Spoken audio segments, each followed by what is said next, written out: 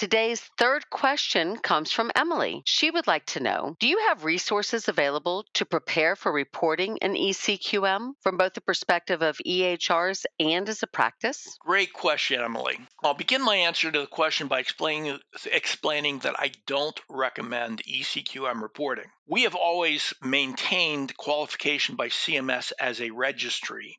And for a time, we simultaneously maintained certification through the ONC as an eCQM vendor. We dropped certification for eCQMs because it added cost and effort to our products and services without adding value for our clients. Specifically, certification is kind of a process measure for quality reporting or of quality reporting.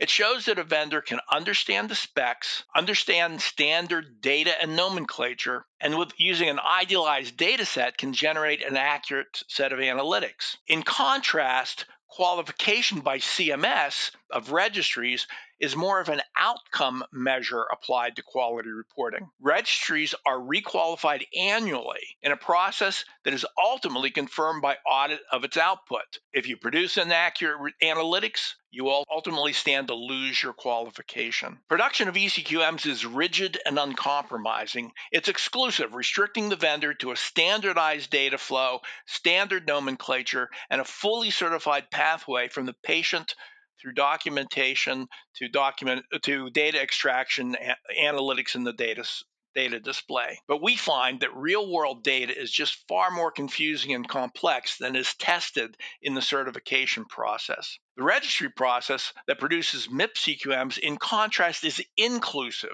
Registries can use all of the data sources that eCQM vendors can use, but all other data sources are also available to us. As a registry, we are restricted only by the verifiable accuracy of our output. eCQM quality benchmarks are often more favorable than our MIPS CQM benchmarks.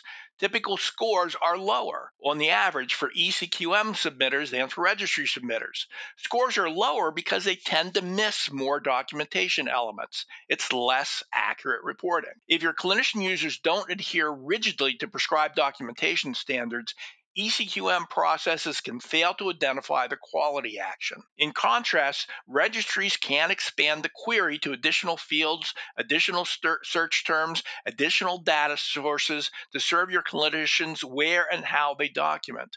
You can even look at your output of performance not met and do double checks manually to your failing charts to see if it was met in another way or in a text field. Now, we have an abundance of resources on our website to help you prepare for and succeed with MIPS or APP quality reporting. We cover reporting from the EHR and reporting from other sources. Common sources of data for quality reporting include the practice management system, flat file extracts, or 837 or similar claim file transmissions, EHR flat file extracts, EHR QRDA1, other HL7 CDA documents, or FHIR, the so-called FHIR transmissions, disease registries, tumor registries, manual abstraction of paper charts, or even manual abstraction of electronic charts. Any and all of these can go into a winning submission through a registry.